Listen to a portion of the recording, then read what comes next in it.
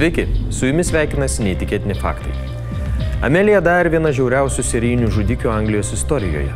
Per 16 metų nuo 1880 metų iki 1896 metų jį nužudė daugiau nei 400 kūdikių. Amelija baigė seselių kursus ir nusprendė tapti kūdikių fermerė. Kūdikių fermerė tuo metu buvo gana populiari profesija, kuomet moteris pas save priglausdavo tėvų paliktus vaikus, dažniausiai kūdikius. Kūdikių fermerė globodavo vaikus, kol kas nors vaikus įvaikindavo arba šie iškeliaudavo į vaikų globos namus. Amelija savo paslaugas reklamavo laikraštyje. Daugybė motinų vylėsi, kad Amelija už tam tikrą mokestį vaikams suras naujus globėjus.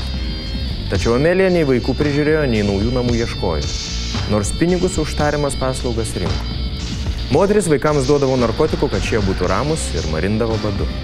Šią veiklą Amelija vertėsi maždaug 10 metį, kol buvo suimta už vaikų nepriežiūrą ir nuteista 6 mėnesių laisvės atėmimo bausme. Atlikusi bausmę ji nusprendė vaikus tiesiog nužudyti, juk taip daug paprasčiau nei juos lėtai marinti.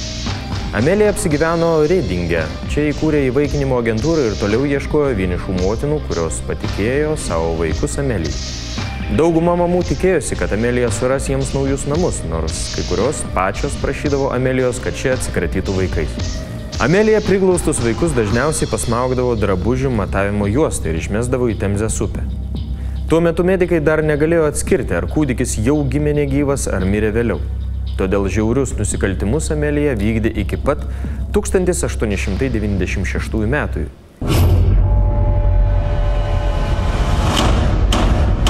Iš Temzės upės ištrauktas ne vienas kūdikio kūnelis. Policija pradėjo didelį tyrimą ir pagaliau susekė žudikę, kai siuntinių dėžėje, ant kurios buvo Amelijos adresas, aptiko kūdikio lavoną. Suimta Amelija prisipažino dėl visų savo žmogžudysčių. Pareigūnams jį pasakė, jūs atskirsite manuosius iš smaugimo žymių. Teisme prisiekusieji per 6 minutės nusprendė, jog Amelija yra kalta, ji buvo nuteista mirties bausmė ir pakarta Newgate kalėjime 1896 metais, birželio 10 dieną. Ačiū žiūrėjusiems. Visas neįtikėtinų faktų laidas rasite internetinėje televizijoje betabu.tv. Taip pat kviečiame mus sekti Facebook'e.